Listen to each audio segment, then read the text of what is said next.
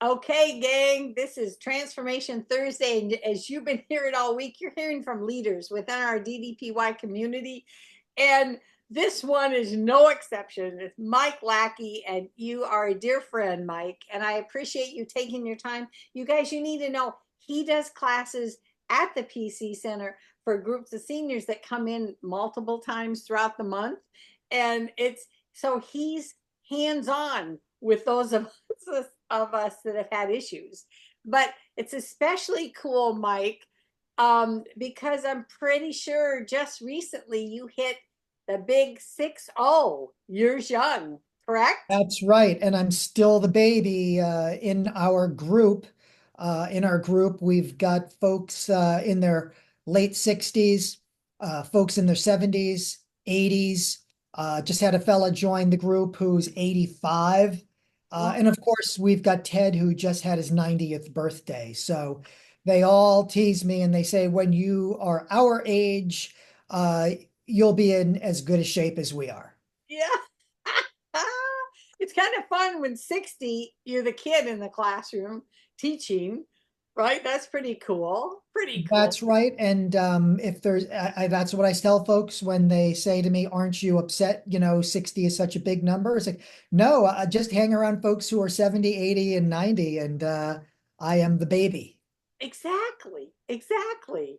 Well, you know how I always appreciate your thought process because you're living the story, right? I mean, you don't just teach theory, you actually are doing the things that you teach. So, whatever you feel is about your story today, we appreciate you taking the time to share that journey, what that looks like. Well, thank you very much again for the opportunity to talk with you today and to share this conversation with the group. Um, Not only has DDPY been really important for my own health and development as I was in my 50s, but it's always been very helpful uh, for me to share this program with other folks, most notably my brother Kevin, who is about 9 years, 8 or 9 years younger than me. He's been on the program since February of this year and is down about 55 pounds. So it's just tremendous to be able to share the program and to help folks achieve their goals. And it comes down to um, mindset. I think we talk about that a lot. Um, Mindset, nutrition, and fitness, I think, are the three pillars that we frequently talk about with DDPY. And we'll talk about each of those three things. But I wanted to talk about mindset first. A lot of times we'll say it, you'll hear Dallas say, it's all about the 6 inches of real estate between your ears. Yeah. Or a lot of times you'll hear folks say, have a positive outlook, Yeah. right? Yeah. Um, but for a lot of folks, that is a real challenge. If your thoughts tend to run wild, if you are prone to, anxiety, or certainly nowadays, who could blame you? Yeah. It's difficult to define what is a positive mindset. How can we break that down? um, I'm very much a proponent of trying to break things down from big things into little things, so I'm going to share my screen here. You are a great teacher. Well, thank you so much.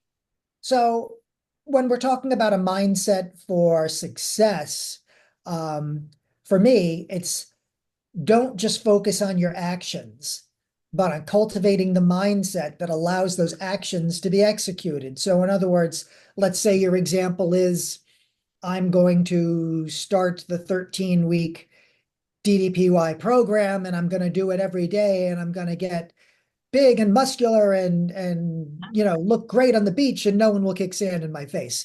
Well, that's all great, but you've got to think about, what is going to be going on between our ears that's going to enable us to follow through with that goal? How are we going to be our own best cheerleader to get ourselves over the finish line? Because, when something is new and shiny, let's just say it's a new 13-week program. Yes, we're very gung ho. And then, the repetition sets in and we start thinking, oh, I'd rather do this, I'd rather do that, or oh, this is too hard. So to say, just think positively, maybe a person needs a little help. So again, let's try breaking some big things down into little things. So for example, your mindset could be any one of the following examples. And it could be a combination of these examples. So maybe you're curious, what could I learn or gain if I do this program? Goodwill, how will this be good for me or others?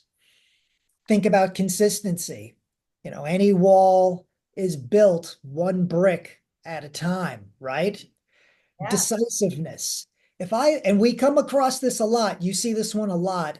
If I lack the motivation to do something, it's because I haven't decided to do it. No one who's ever decided to do something, let's say learn a musical instrument, ever needed motivation to practice. So if you're lacking motivation, it's because you have not committed. Confidence is another one, and that's really hard. How do you tell someone to just be confident? Well, you'll frequently hear Dallas say, fake it until you make it, and that's certainly great advice. Um, but I think folding in some of these other mindsets will certainly help to build the confidence and kind of fill in some of those gaps if you're having a day where you're not feeling super confident. You might want to try being present. So if we're doing something, if we're doing this workout, why am I doing it or why am I not doing it? And just being mindful of, where you are in the room, what you're doing, what you're trying to accomplish. Um, Creativity is another great way to help you bolster your mindset for success. If I can't break through the wall? Is it possible to climb over it, dig under it, or go around it? You might say, more than one way to skin a cat is an old school way of saying that same idea. And then, of course, being secure and, security and confidence, maybe they kind of go together, but, it's about empowering yourself by saying, I can't do this yet. So any of those mindsets and any sort of combination might help you to achieve those goals. And you might find you're doing some of this on Monday and others on a Tuesday and something completely different on a Wednesday. We're adaptable creatures, and what works in the beginning of the week might not work at the end of the week. But the stick-to-itiveness is what is really key, because at the end of the day, we're doing this for ourselves. And then just the last little thing that I did want to share with you is this is something a mentor of mine would always say if I would bring an idea to him. We should do this, we should do that. And he would always say that ideas are easy, but the implementation to bring those ideas to completion is difficult. So, yeah, I have the idea. I'm going to start a new 13-week DDPY program. That idea is easy. I can buy the subscription. How many people do you know, Pam Riley, have bought the subscription and never even turned it on? Oh Right? gosh, lots. So, but the implementation of that, going through, opening up the app every day. What's my workout? Oh, I've done this workout 3 times already. I want to do something different. That's the difficult part, sticking to it so that you can have that ultimate success that you're striving for. Yeah. So, those mindsets and those combinations of those mindsets are what I try to use, what I try to share with the people in my group.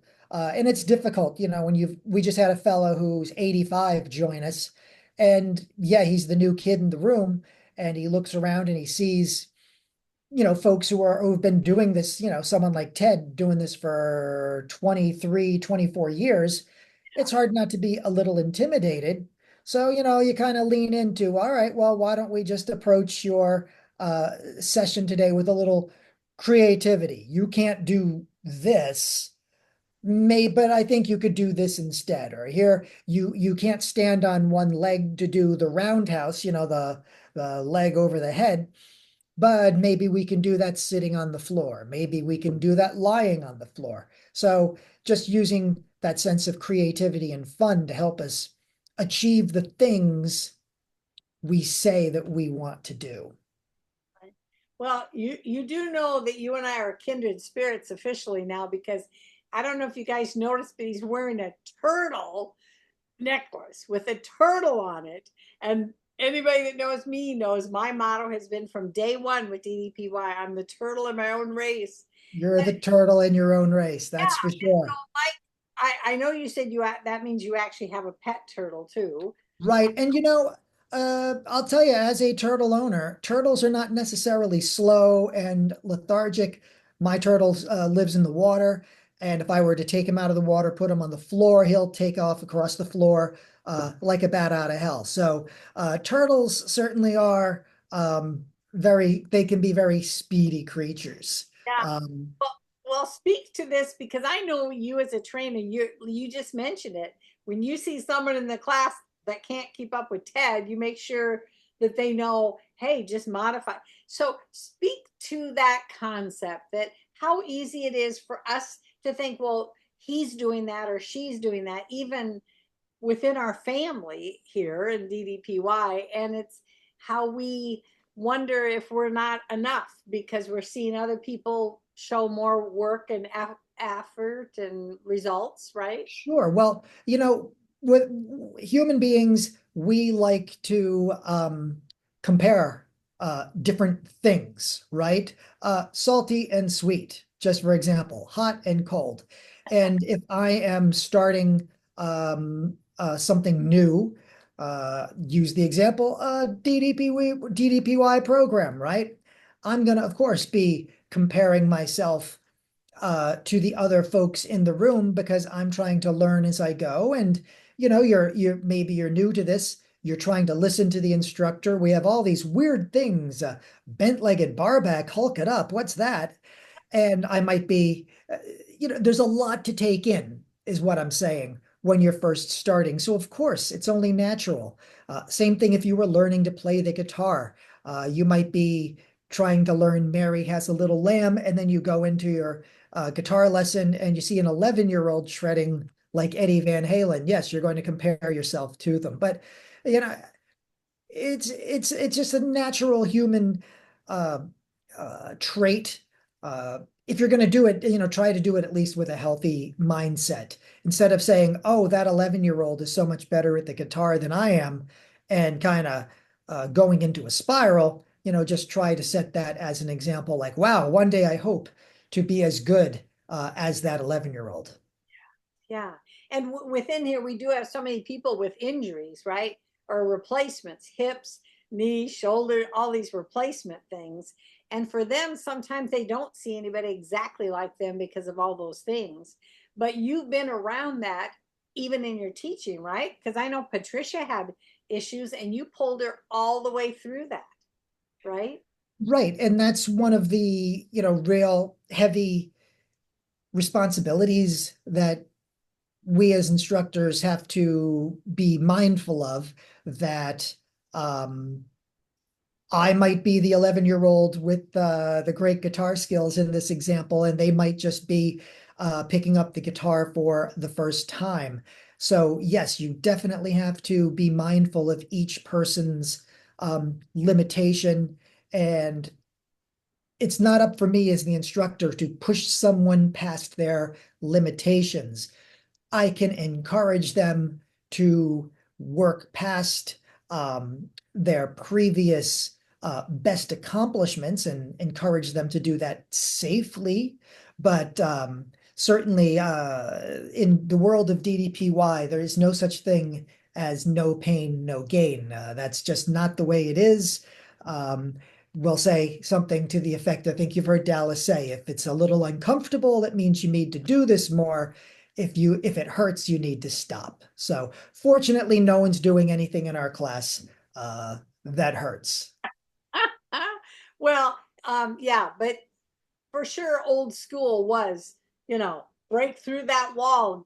It takes pain to get to there. And I love that every part of this teaching that you do, this is about no, modify where you need, right? Absolutely, absolutely. And again, that just comes into the mindset, looping back to that. Um, goodwill to yourself. I have two bad knees. Maybe I shouldn't try to do some crazy thing that's going to possibly hurt my knees.